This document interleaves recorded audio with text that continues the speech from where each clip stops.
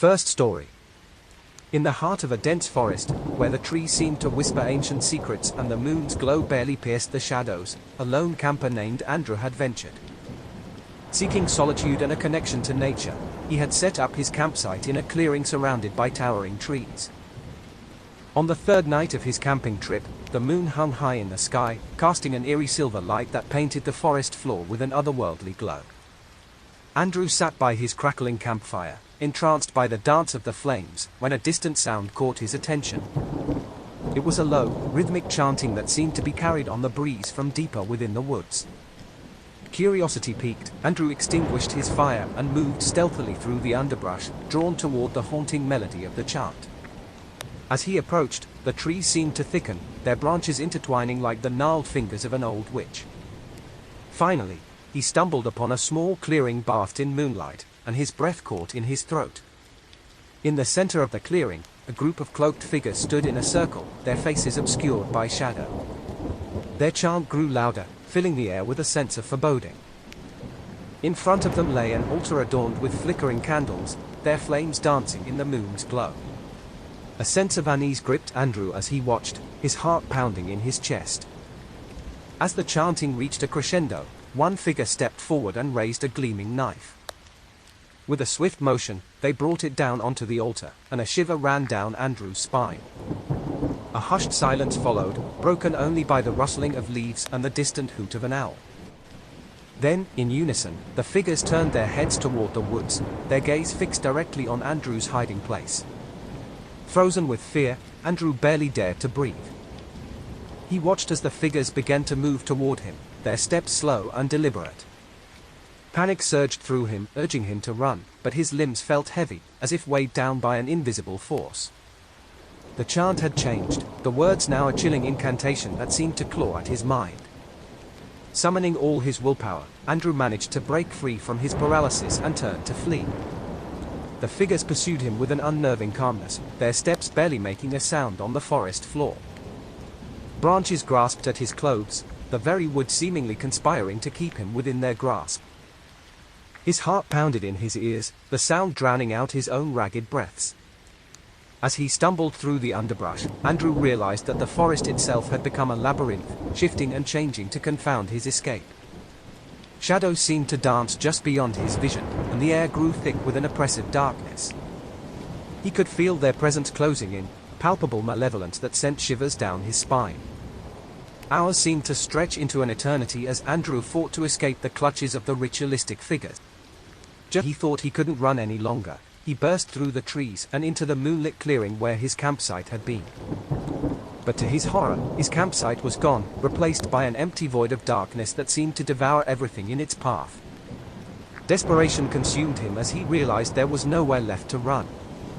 The figures were closing in, their chants growing louder and more insistent. The very ground beneath him seemed to pulse with a sinister energy, and he felt as though he was being drawn into a nightmarish vortex. In a final, desperate act, Andrew closed his eyes and screamed, his voice a primal howl that echoed through the woods. The air grew charged with electricity, and a blinding light erupted from his body, pushing back the encroaching darkness. The figures wailed in agony as they dissolved into the shadows, their malevolent intentions thwarted by a power they could not comprehend. When Andrew opened his eyes, he found himself back in the moonlit clearing, his campsite restored. The air was calm, the forest once again whispering its secrets. With trembling hands, he packed up his belongings and fled the woods, the memory of that haunting night forever etched into his mind. For years, Andrew would carry the weight of that encounter, a reminder that there are forces beyond our understanding that lurk in the depths of the wilderness. And whenever he saw a full moon casting its glow upon the world, he would remember the moonlit rituals and the terror that had consumed him beneath its silvery light.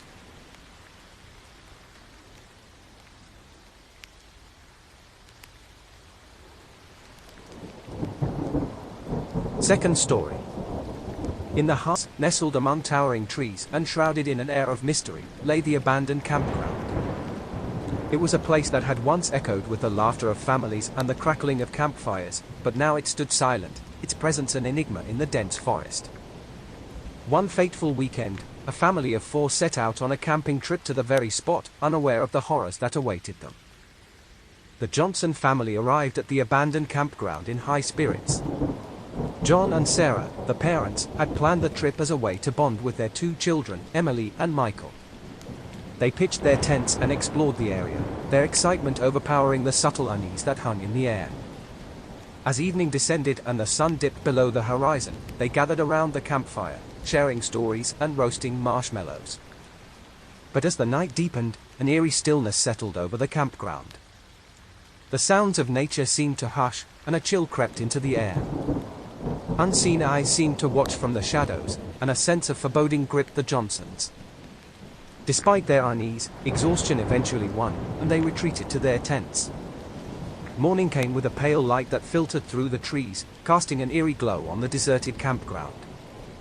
John was the first to awaken, his heart pounding as he emerged from his tent to find the once bustling campground now devoid of life. The tents of the neighboring campers were empty, their belongings left behind in a haphazard manner. Sarah, Emily, Michael. John's voice quivered as he called out to his family, but only silence greeted his desperate cries. Panic surged within him, and he rushed to Sarah's tent, tearing aside the flap to find it empty, her sleeping bag untouched. His mind raced, trying to comprehend the inexplicable disappearance of his wife and children. Frantic, John ventured further into the campground, his footsteps echoing in the stillness. He stumbled upon an old bulletin board covered in faded flyers, each detailing the accounts of people who had vanished without a trace over the years. The realization hit him like a physical blow: their family was not the first to experience this nightmare. Gathering his wits, John returned to the campsite, his thoughts a tumultuous whirlwind. He noticed strange symbols etched into the trees and the ground, symbols he couldn't recognize. His search for answers led him to an overgrown path that led deeper into the forest. With a heavy heart, he followed it, driven by a desperate need to find his family. The path led to a clearing, where a dilapidated cabin stood. Its windows were broken, and its wooden walls bore the scars of time. John's heart raced as he stepped inside, the air thick with a suffocating sense of dread. The cabin was filled with the belongings of the missing campers, as if they had been hastily abandoned. His eyes fell upon a journal lying open on a dusty table. As he read the entries, a horrifying truth emerged: the campground had a dark history of people vanishing under mysterious circumstances. The journal's author had documented strange occurrences and unsettling visions that had plagued them during their stay. Desperation and determination fueled John's quest for answers. He scoured the journal for clues, piecing together the pieces of a terrifying puzzle. As night fell once again, he found himself drawn back to the abandoned campground, to the very spot where his family had disappeared. In the moonlit darkness, he began to decipher the symbols he had seen earlier. They were part of a ritual that required a sacrifice to appease an ancient and malevolent entity that dwelled within the forest. Panic and resolve warred within him as he realized that the only way to save his family was to confront the darkness head-on. With the journal as his guide, John embarked on a perilous journey through the forest, facing horrors that defied explanation. He navigated treacherous terrain and encountered the remnants of those who had vanished before him. His steps led him to a decrepit altar deep within the woods, surrounded by gnarled trees that seemed to pulse with an unnatural energy. As he stood before the altar, the symbols etched into his memory, John prepared to face the entity that had taken his family. With every ounce of courage he could muster, he began the ritual, his voice shaking as he recited the incantation from the journal. The air grew heavy, and a sense of dread filled the clearing. Suddenly, a presence emerged from the shadows, a dark figure that seemed to materialize from the very darkness itself. Its eyes gleamed with malevolence, and its voice echoed with a chilling resonance. The entity demanded a sacrifice, a life in exchange for the lives it had taken. John's heart pounded as he pleaded with the entity, his words a desperate plea for the return of his family. In a voice that seemed to reverberate through his very soul, the entity offered a choice: sacrifice his own life to save his family, or let them remain lost in the void forever. Tears streamed down John's face as he made his decision. With a final, trembling breath, he spoke the words that sealed his fate. Darkness enveloped him, and his vision blurred as his world faded into nothingness. When John awoke, he found himself back at the campsite, the morning sun casting gentle rays through the trees. His heart pounded as he rushed to his feet, calling out for his family. And then, as if by a miracle, their voices answered his calls. Sarah, Emily, and Michael emerged from the shadows, their eyes filled with confusion and fear.